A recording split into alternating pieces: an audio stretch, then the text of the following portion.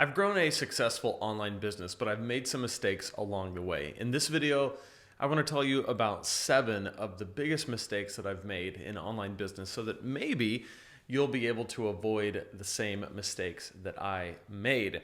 A lot of times in the YouTube space, we like to beat our chest and stand on top of the mountain with our cape flapping in the wind and say, look at what I did and how successful it was. But there are mistakes in the wake of such success. So in this video, I'm going to share mine, and to that, I'm going to drink some espresso to get started. Welcome. Always goes down smooth, always feels great. My first mistake was being afraid to consider this a business. For the first 2 years of doing content online and researching ways to make money online and even writing my first book, I was unwilling to consider this a business. That idea scared me. So I was much more apt to consider it just a hobby or just something I did on the side that maybe one day might make money, or maybe it won't, but at least if I don't consider it a business, I won't be able to fail. That was a mistake. And the reason why it was a mistake is because it is a business and there's so much opportunity that I had right in front of me that I wasn't allowing myself to realize because of fear. So the biggest takeaway from my mistake is don't be afraid to consider this a business, because that's what it is. And I'm here to help you navigate the complexity of the word business. And if that's a scary idea, it really isn't. It just means that you're providing value and you're getting value in exchange for it. So there's a transactional component to this, and there's so much more to it. But because I was afraid of that, it really delayed my growth, and it delayed what could have been a thriving business much sooner. The second mistake that I made was not growing my email list soon enough and instead focusing on vanity metrics through social media. Here's what I mean.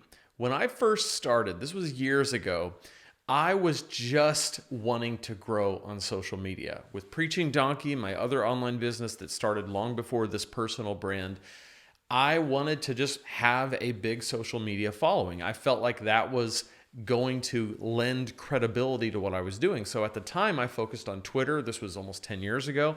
And I grew a Twitter following that ended up not being all that valuable. A big, massive, unengaged following on Twitter didn't really help me accomplish what I wanted to accomplish. And even though I heard people talk about the importance of email, even back then, I never really connected the dots. It was too complex. I didn't have the tools. I didn't know what to do. So I just ignored that. And I had a massive, relatively massive 15,000 or so. And in today's terms, and maybe even in those terms, that wasn't necessarily massive. But to me, it was a large following. And I certainly didn't have that many email followers. But that group of 15,000 people that followed me on Twitter was less and less engaged every day. And had I focused my attention on gaining email subscribers, I could have grown the business much faster, because email is where conversions are made to my products. Conversions is a fancy way of saying sales. Your email list is where the money is made. That's where you build a relationship with your people. You own your list. You don't get to take a group of followers from one social media platform to another. It's not like I could say, okay, Twitter, I'm going to take this group of 15,000 people, pick them up and move them over to YouTube, and they'll be my subscribers there. That's not how it works. But email is like that, because I started my list over at MailChimp. Then I moved my list over to ConvertKit. And then finally, I moved my list over to Kajabi, and it's the same list. So this was a mistake to not focus on email. So for you, if you're just getting started, more important than growing a social media following, more important than making sure that you have all these vanity metrics in place, the most important thing is to grow your email list. All right, mistake number 3 is that I did dead-end content for a long time. So what's dead-end content?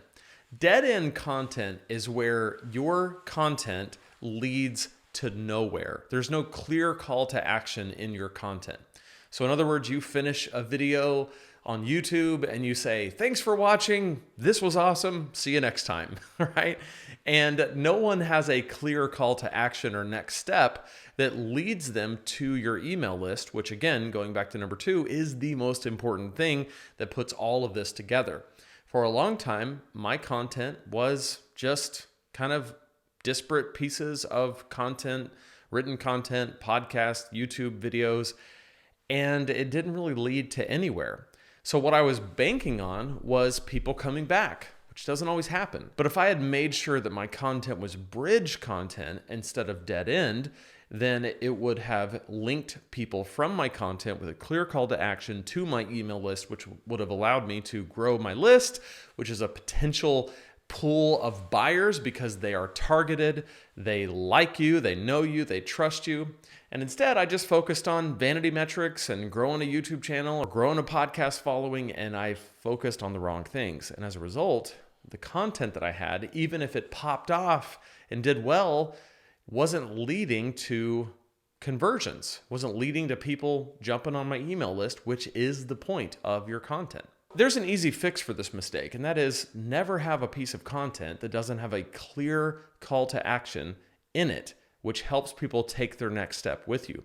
That clear call to action could be to jump on your email list through your lead magnet, could be to sign up for your course, it could be to watch the next video. It just needs to be something besides see you next time or subscribe and like, which may or may not lead them back to your channel, but at least if they watch the next video that has a call to action to your lead magnet, which leads to your email list, it keeps them engaged and it builds a relationship over time.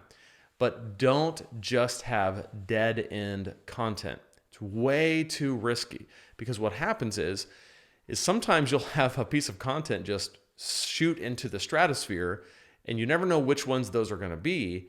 And if you don't have a call to action that leads to something that you can connect with that person and continue that relationship, then you've really missed an opportunity. So dead end content was a massive mistake. The fourth biggest mistake that I made, and this was especially in my first online business, Preaching Donkey, was not doing video sooner. When I first got started, I got started with written content in blogs. Then I wrote a couple of books. Then I had an audio podcast, but I really was nervous about doing YouTube. And it's probably not for the reason that you would think. A lot of people avoid doing video because they're not comfortable on video. I didn't really have a fear of that. I felt like I could learn video, and I think I have. I'm not perfect at it, but I'm certainly better than I used to be.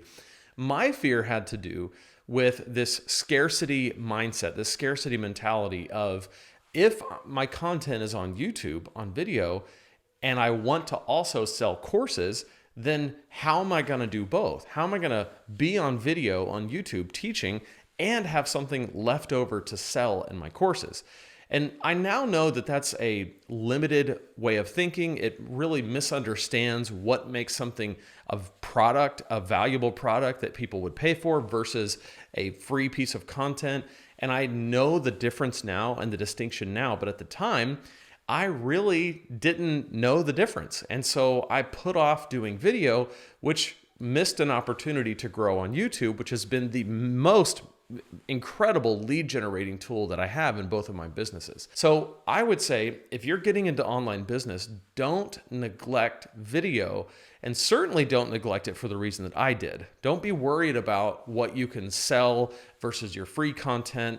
All of that stuff works itself out. I can show you how to do that. In fact, if you go to lanesebring.com/supersimple, you can get my super simple guide to your first $500 online, where I actually show you how to do content and then how to make a product and how to make that distinction. And that guide will get you started. Again, lanesebring.com/supersimple, completely free. Just go grab it and it will get you started down this path. The fifth mistake that I made early on was not using the right tools.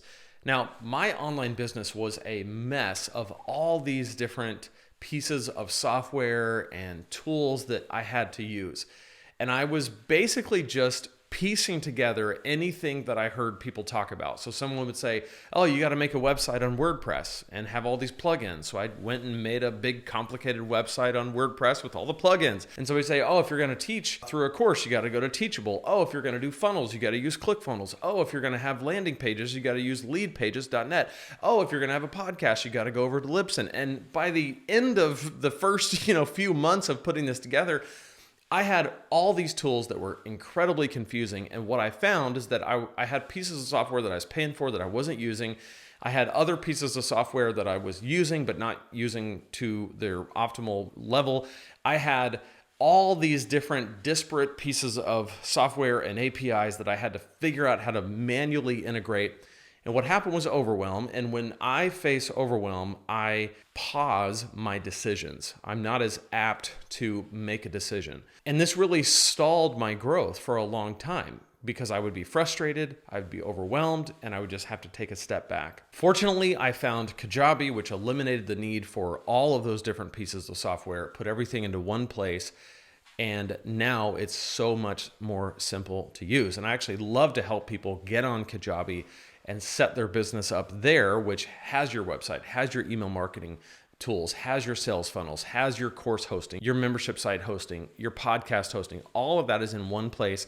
You can go to lanesebring.com/Kajabi, get a 30-day free trial, get a free course for me, get a 45-minute one-on-one call with me, and my 25K course launch email template. All of those bonuses when you use my link, because I do get a small commission when you use it. It's an affiliate link, but I also really love to help people avoid the headache that I had when I first got started, which is just the overwhelm of all of these different tools. You don't have to go through what I went through. Just use Kajabi. It's the shortcut. It's actually cheaper in the long run and in the short run. lanesebring.com/Kajabi. Mistake number 6, I was inconsistent with everything. I was going to say with content, but really I was just inconsistent with everything. I was inconsistent with putting out my content. That's definitely true. I had entire periods of time where I would just go months without posting a single thing. I was inconsistent with social media. I was inconsistent with email. I was just inconsistent across the board. What this results in is a very, very slow growth, if at all, because what happens is people will engage with you when you're consistent, right? You're putting out content every week, you're emailing every week, you're showing up on social media every week, and they start to go, wow, I really like this person. I really like their content. They're helping me a lot. Then you disappear, right? This is what I would do. I just disappear for a month or 2 or 3. And what happens is you miss a week, and you say, oh, dang it, I missed a week. I got to catch up. You don't catch up. The next week you go, oh man, I missed last week. I should really do it this week. So then you don't. So you miss 2 weeks. Then a third week happens and you say, oh man. And before you know it, you're not even thinking about it anymore. And you're saying, one day I'll get back to it. And it's 6 months later or a year later. In fact, in 2017, I went the entire year without posting a single thing. This is long before my personal brand got started in 2020. This was long before I really learned how to do online business in 2019, 2018. This was back in 2017. I just had Preaching Donkey and I would just take long breaks from it.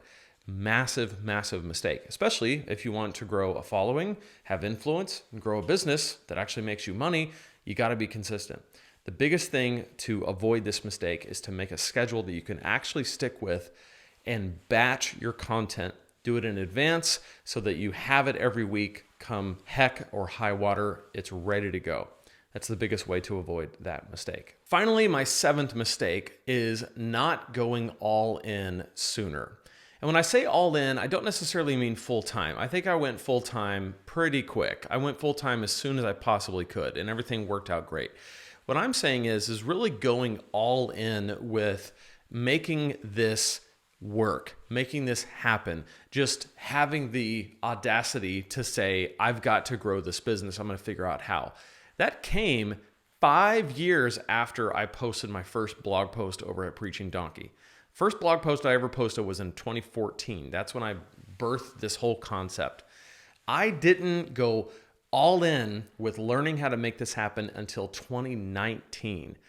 I experimented with a lot of things. I read a lot of stuff. I researched. I was very frustrated. There's a whole story there. But it wasn't until 2019 that I really just said, I'm going all in with this.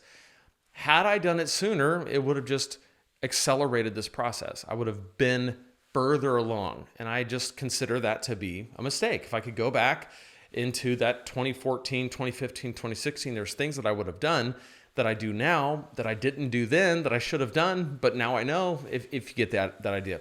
So the way to avoid this mistake is follow a plan, right? I've got a great online business plan. I teach it on this channel. I've got a course coming out soon. I've got a live course coming out soon. Follow me, follow someone else, just follow a plan and stick to it.